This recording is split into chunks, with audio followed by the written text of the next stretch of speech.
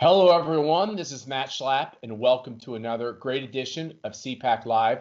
We have a fantastic show for you today. We have Brandon Straka with us.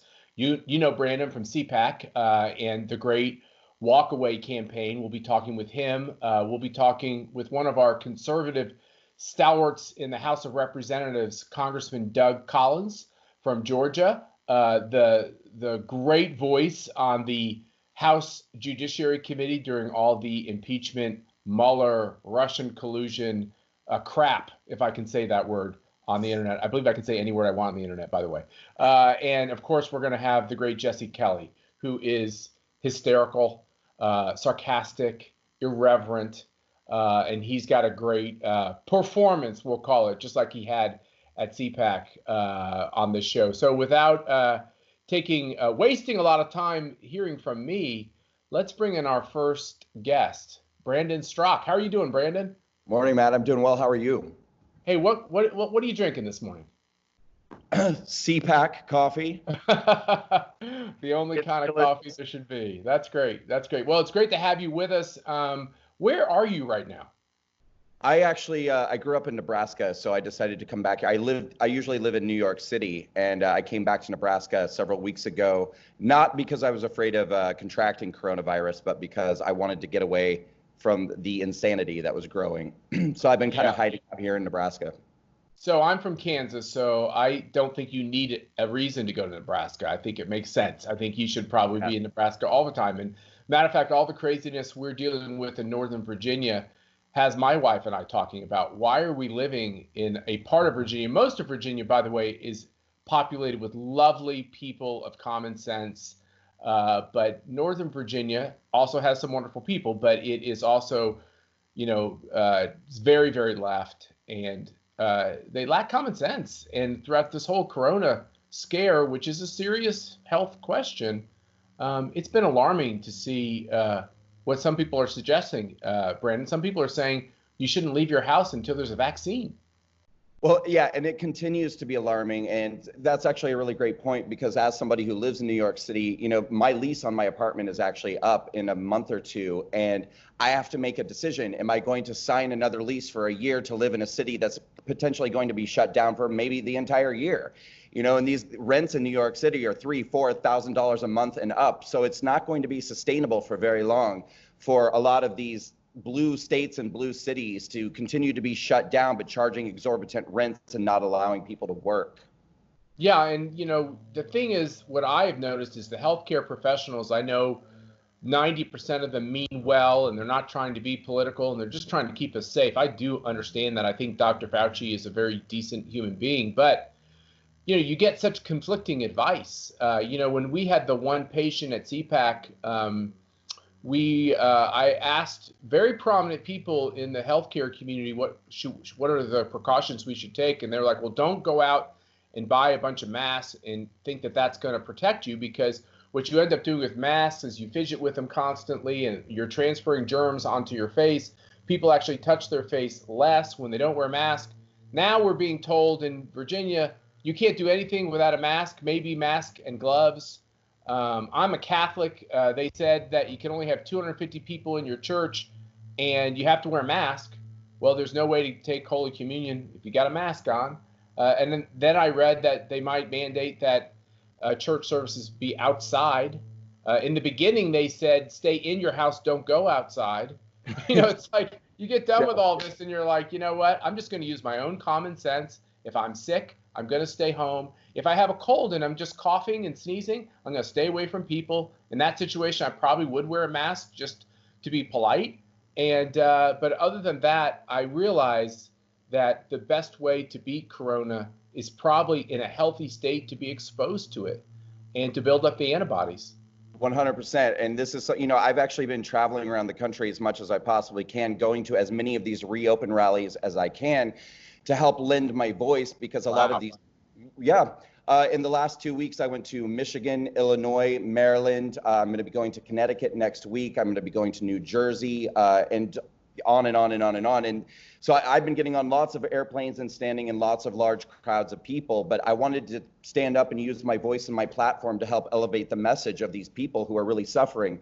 Because just as, back when people were voting for Donald Trump and the media was trying to spin it as though, nobody's going to vote for Donald Trump, and the very small percentage of people who are a bunch of stupid, moronic rednecks. Well, now they're doing the same thing with these poor people who, many of them are losing their homes, their jobs, their business. They can't put food on the table. And so they need someone to kind of stand up and be their voice. And that's what I've wanted to do. God bless you for doing it, Brandon. Characterize. I've talked to a lot of people in the media who have tried to say that these are violent, gun-toting people who are making people sick and they're irresponsible. And you're actually going to these rallies. What's your experience? Well, this is where it becomes a catch-all. Because, well, first of all, to answer your question, yes, some of them are gun-toting. I'm for that, by the way. I'm okay with gun-toting. I'm just saying, in the liberal mindset, they view that as such a terrible thing. Yes, no, the only act of violence I've witnessed so far at any of these rallies was when a counter-protester came into a large crowd of people with a knife and started threatening to kill people. That actually happened in Illinois, but luckily the police were on hand and got rid of him really, really quickly. That was a little bit nuts, but that was not on the reopened side. That was on the other side. But no, I would say that the atmosphere is incredibly peaceful. It's just a lot of people who, are desperate to get their message heard, that they're not being heard. I mean, they need to get back to work. And we're focusing, I think, on all of the wrong people. God love Oprah Winfrey. I think she's great. But, I was watching last night a video she was making about how we should all be getting in touch with our souls and our spirits and that God sent us this time. And I'm like, tell that to these people who can't put food on the table. This is not a blessing from Jesus that we're all locked down. This is a serious problem. Yeah, I think that my theology on all this is that which doesn't kill you, it makes you stronger. And unfortunately, a lot of people have died of Chinese corona, and that's a tragedy. I talked last night with someone who battled corona for about 2 months, and he survived, thank God. I think there are blessings from struggles, sure. And you do find parts of you that you didn't know you had. And I think God does give you the strength you need to survive challenges. That being said, I see a lot of evil here. I see China acting very irresponsibly. I don't think that's the hand of God. I think that's the hand of a despot that didn't want transparency and wasn't decent. And if they didn't do it on purpose, they sure created havoc with their irresponsible behavior. 100%. And then you look around and you see, once again, the majority of the media in this country placing all the blame and the focus on exactly the wrong people. We've seen the media here actually defend China many times, defend the World Health Organization, and once again find yet another excuse to demonize Donald Trump. And I think, most despicable of all, perhaps, is that, they never acknowledged this entire time that Donald Trump was responsible for this record-breaking economy and all these amazing things that, these minority communities that were really beginning to thrive and so many people who were doing so well. And now they're openly sort of laughing and mocking the fact that, ha, ha, ha, it's all gone now. And they, at the same time, I think, want to blame him as if, if someone else were in office, this wouldn't have happened. I think they've forgotten how a contagious disease works, not to mention the fact that we have an enormous amount of governors and officials in these blue states who are going way above and beyond to make sure that this thing continues to be on lockdown when, as you stipulated earlier, we don't even know for certain that this is helping at all. Brandon, do you think it's just a coincidence that some of these northeastern blue state governors are saying, we're really not going to be able to have the all clear until the middle of November? Do you think that's just a random healthcare date they picked out of the sky? Matt, for some reason, I don't. I really just, something inside of me that just doesn't feel right to me. No, I don't think that. And I think, obviously, there's a lot of concern about this push for mail-in voting because we on the conservative side, now please bear in mind, back in 2016, I was a liberal who voted for Hillary Clinton. I was going to say, you used the word C, you used the C word. Do you actually consider yourself a conservative now? I'm a registered Republican. Hey, baby, that's awesome. Registered Republican and a guy who has been counting down for about 3 years now till the time when I get to go in and I want to pull the lever for Trump. I don't want to mail it in. I want to pull that lever. So yeah, I'm very concerned about the push for mail-in voting, and I think I'm even more concerned about this being politicized in such a way that I believe a lot of these people are trying to dig a hole so deep that should Trump get elected, and I do believe he will get elected, it will be nearly impossible for him to pull the American people out. I think they're playing games with people's lives and livelihoods, and I think it's really despicable. Look, I want to just really echo what you're saying on the mail-in ballots.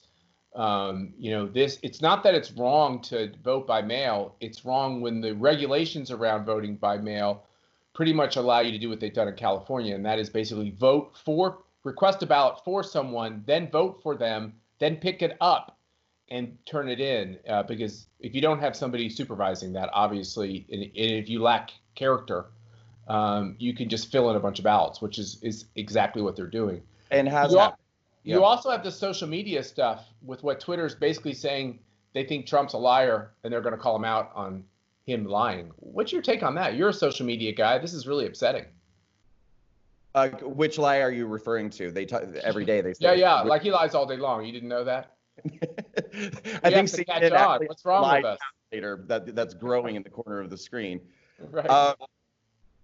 I guess it would depend on which lie we're talking about, but I think that, for a long time, they've been trying to, push this narrative that he's incredibly untrustworthy. And there's just simply is not any evidence here's how I look at it. If you have to manufacture the evidence to prove what you're trying to prove, or to make people believe what you want them to believe, maybe you're just wrong. Maybe you're just wrong. I mean, the greatest example, as we know, was the Russian collusion delusion. I mean, so much evidence was manufactured and so many people who knew that nothing had happened and that there was no evidence of collusion were still going on the news every night and saying, oh, there's a mountain of evidence. Wait until you see it. Wait until you see it. But they knew deep down it wasn't true. They had to make it up. And if you have to make it up, you're probably wrong. Just remember what they accuse us of, they've already done. I've learned that the hard way. Yes. Brandon Straka, we love hearing your perspective. I'm not going to tell anybody that you're a conservative or Republican because I love the fact that you can go into these other communities and tell them the truth. So, but anyway, we love having you on the show. We love having you at CPAC. We're going to now show you a short video, which, it features a person who's a little bit annoying, but just deal with that. And then we're going to be right back on the other side with Congressman Doug Collins and, of course, the great Jesse Kelly. So hold on and watch this video. You keep on saying there's abuse of power. I did. I said it was President Obama and his appointees use their political power to go after their political opponents. John, this is clear. We ought to be honest. You have your viewpoint. I have my viewpoint. If you want to lay it on me, that's fine. There's been other reporting. The Wall Street Journal, which is not the reporting on but the I know what reporting you're of talking that. about. In Touch. Allison, do you read In Touch? Hold on. I don't read it. Matt, do you read it? I do read the Wall Street Journal, and here's what. But I don't read In Touch.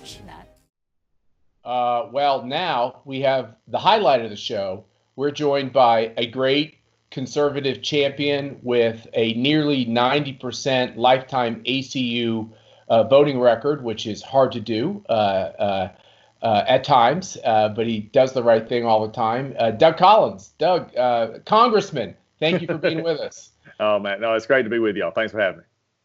So I can tell by the paneling that surrounds your head that you are at work in Congress. How did they decide to get back to work? I thought that they thought that it was too dangerous to go to work. It is a scary thought around here. But I guess that Speaker Pelosi every once in a while has to bring people back just to confirm whatever she's wanting to confirm. It's really ridiculous, though. We should be up here. We should be back on the front lines of this every day, working, doing committees, doing the things that we should be doing. And by not doing it, I think it just sends a terrible message to the country. Yeah, if you're not going to do the work, maybe people like Nancy Pelosi shouldn't be getting paid. Yeah, well, and we've been saying this for a long time. And what got me a week and a half ago, we came back and did this proxy voting. We discussed that in the first 2 weeks. That's not something you discuss 2.5 months in, because it's time for us to come back now. There's no reason for D.C. to be shut down like it is. So basically, walk us through this idea of the proxy voting, because it was a common practice when it was hard to get to Washington, D.C. before airplanes and such. And one of the reforms that Newt Gingrich put into place back in 1995, a long time ago, was to eliminate proxy voting because it's so abused by people in leadership.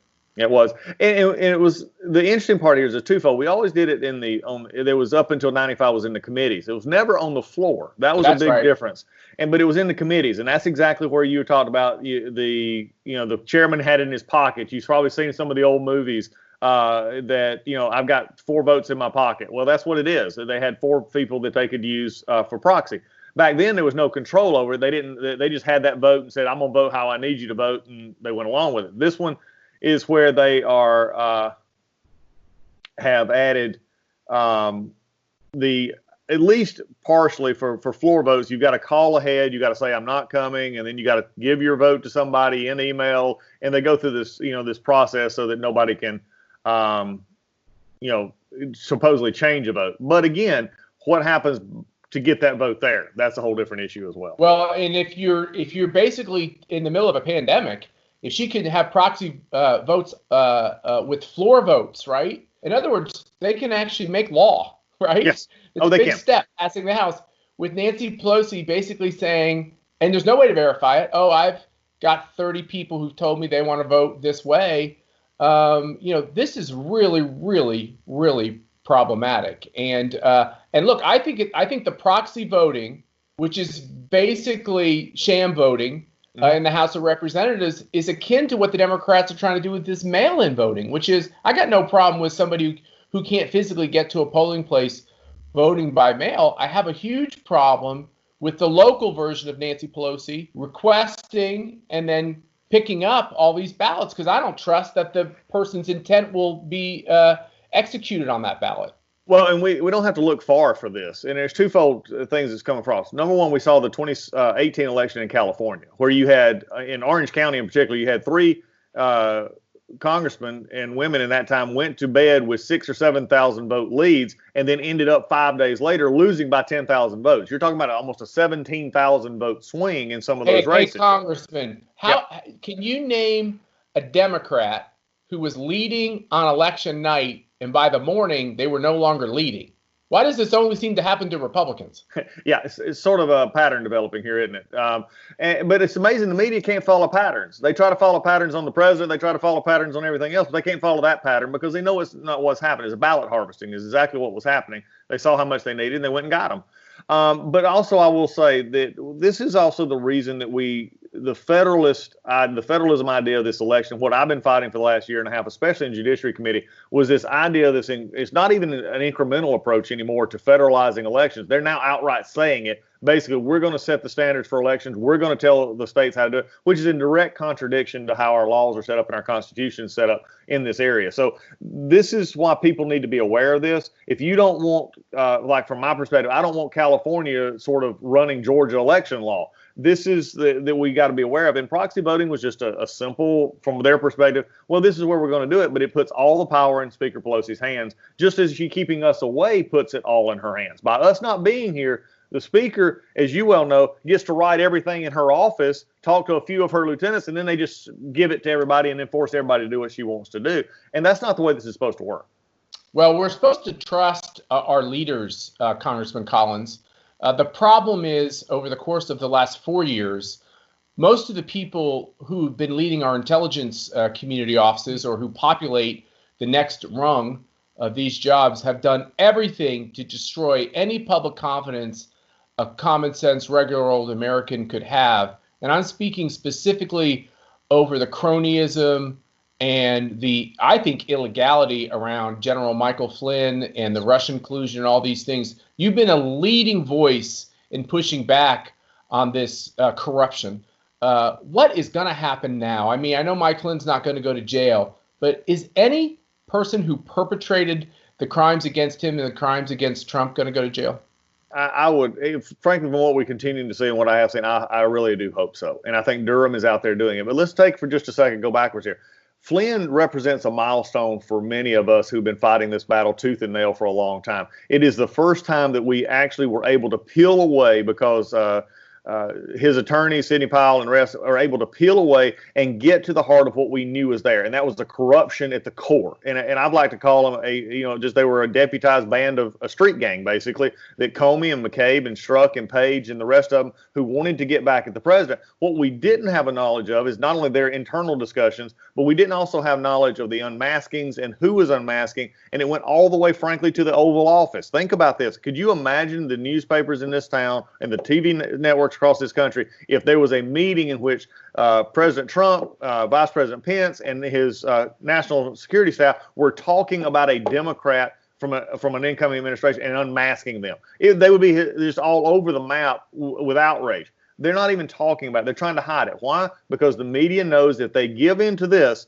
then they have to admit they have been wrong in so many other areas of this, from criticizing me, Devin Nunes, and others, when we were actually saying, here's the transcripts we released. See what's happening here. They've denied it for so long. They bought the Democrat talking point on this that now they can't go back and try to even save face because they have none to save. But this is important for the American people, not because of General Flynn, but because of what it could do to them. Okay, so I'm not a lawyer. You're an eminent lawyer. I look at this situation and say, General Flynn should be able to sue somebody for what they did. Does he have any ability to go after these people who clearly broke the law? Yep. You know, Andrew McCabe isn't at the FBI anymore. He's a private citizen. I hope he never gets his pension. I hope he goes to jail. Yep. Can Mike Flynn sue someone like that? How does he get recompense? It's going to be hard. And in all fairness, this is what happens when you act under the color of law. When you act as the government itself, there's some immunity attached to that, unless you're doing it in a negligent and a willful way. And there's some issues that you can go there. I think that's why it's so important for this case to be resolved. I think Emmett Sullivan has put himself in legal jeopardy himself. He's the judge in that case by trying to play all parts of this. And now the appeals court has said, no, you're not going to be able to do that, Judge. You need to explain yourself. But when Durham and the others show forth on what we have seen, and the Inspector General's report has shown just, major gaps in how the FBI was doing their FISA issues and FISA reports, I think there is some opportunity here to hold these folks accountable. And if we don't hold them accountable, shame on us. Yeah, I can't agree with you more, because if they get away with doing this, Congressman, I fear someone else will do it again. And it's always to Republicans. And, I keep saying this, that only Republicans seem to go to jail. And I mean that those who serve Republican presidents. And, what's good for the goose is good for the gander. And we got to have some equity across party lines. Well, we've also got to have a system in which people do not believe that just because you're rich or powerful or you're in a higher position that you can get away with things. And I think we see that across the board sometimes, and people don't understand. They don't understand the technicalities. They see folks, even like you and I. I mean, I'm a trooper's kid from North Georgia. I mean, I watch people, get taken to jail for things all the time. Go back to Hillary Clinton. Hillary Clinton should have been charged. I mean, she could have worked out the plea deal or whatever, but she should have been charged for her classified information. I worked in the Air Force. I'm still in the Air Force. And we go over it every year, how to handle classified information. And it's not even a choice. It's a strict liability offense. If you do it, you've done it, you're guilty. And again, she walks. And that's what happens. So we got to start holding them accountable. Give our we have a couple minutes left of your time. Give our viewers an insight into what Congress is doing this week. Right now, it's interesting because we do have the FISA bill, supposedly the one that came back from the Senate we were going to take up. It's running into some issues, and I think the president's rightly concerned about making sure that we fix FISA. I don't think the FBI director has done enough in that regard. Chris Wray and we've talked about this. There's more that can be done. So it looks like this bill may not come up, and I would hope it wouldn't. We need to work on it more so that we can assure not just this president, but any future president, this would not happen to them again, or any American citizen, it wouldn't happen. Yeah, or any American. That's right. Yeah, exactly. It's not just the president, because you talk Papadopoulos, Page, the rest. And then I think we have just some more technical fixes on the PPP program, which has been a success. We just need to make it easier for our businesses to make sure they get their money and how they can understand how they are required, not, what they can pay back, what they don't have to pay back, and how the rules apply there. But unfortunately, Matt, and I want to say this is ridiculous. We're up here. The Speaker Pelosi has flown everybody back to D.C. or drove or however they get here for nothing in the essence of a productive session. There's the committee hearings that could be happening. We've not done NDAA yet. We've not done transportation. We've not done any appropriations bills. We're just in this mode right now of, I believe she is taking the political opportunity of this pandemic to keep her members out from D.C. so that some of her more conservative, they're not conservatives over there, but more conservative members who at least portray themselves back in their district don't have to be associated with AOC and Tlaib and the rest of them. Yeah, they don't have to take votes. There's 31 Democrats in the House playing a little bit of a game of shells on the fact that they're supposedly moderate. Yep. Many of them said they wouldn't vote for Nancy Pelosi, and then they did vote for her to be speaker. And they're doing everything they can. We used to say in the old days, they vote socialist or vote liberal, and they press release conservative. And for these 31, Democrats, I feel a little sorry for them because I don't think they're going to get away with it. Not with everything that's been exposed. You know, their comms directors have to be pretzels after the end of most of these votes, twisting themselves to figure this one out. That's for sure. Well, that's what's good when you work for Doug Collins is you don't have to turn yourself into a pretzel. People know what you think. The people who work for you know what you think. The people you represent know what you think. We know what you think. We appreciate your leadership. Thank God that you were the ranking member of the House Judiciary Committee, or history could have taken a wicked turn. So thank you for everything you've done, and keep up the fight up there in the House of Representatives. Doug Collins, almost a 90% lifetime ACU rating. We appreciate you being with us today. And stay tuned now for this great video from Jesse Kelly. What's up, CPAC fans? It's your hero. It's your mentor. It's me, Jesse Kelly. So let's do another little CPAC knockout here. Joe Biden. Who can remember?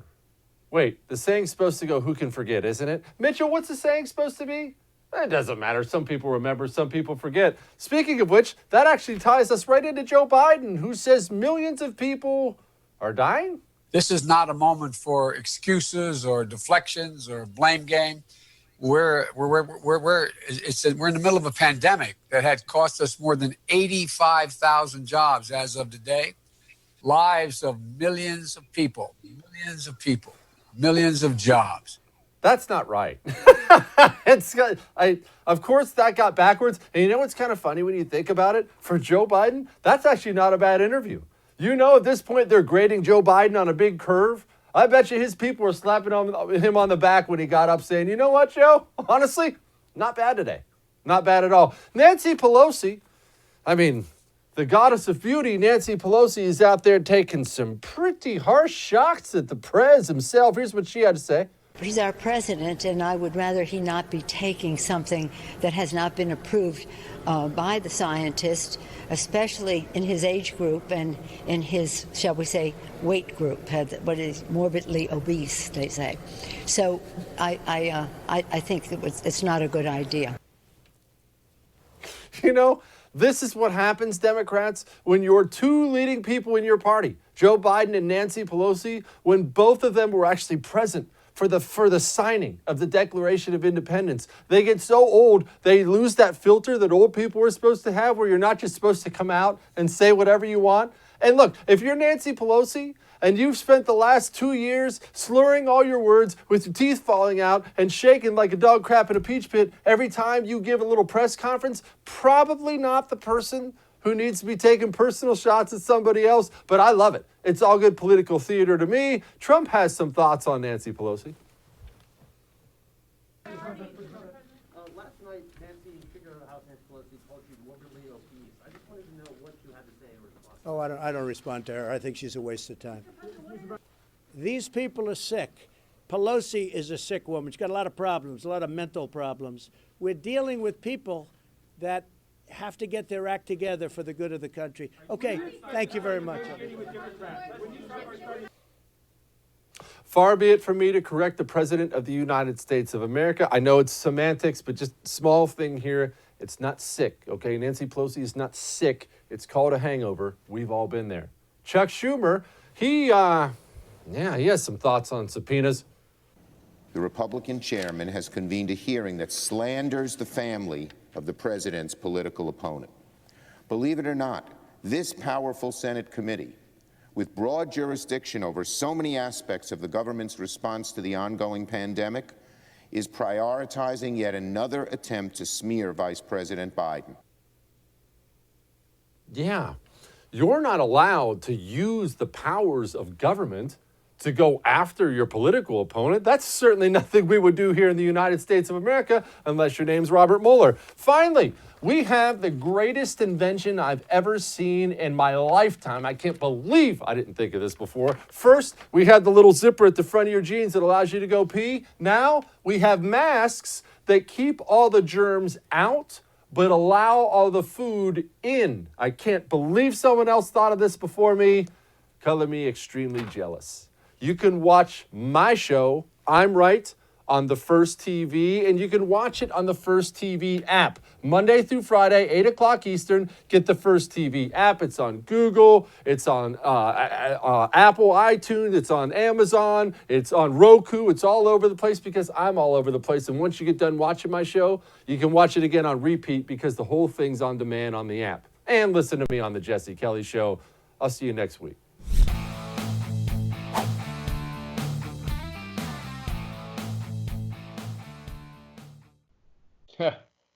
I'm still laughing. I love Jesse Kelly. And he is always right. Thanks for being with us on CPAC Live. We're really enjoying doing the show. We started off with hundreds of viewers. That grew to thousands of viewers. Now we have tens of thousands of viewers.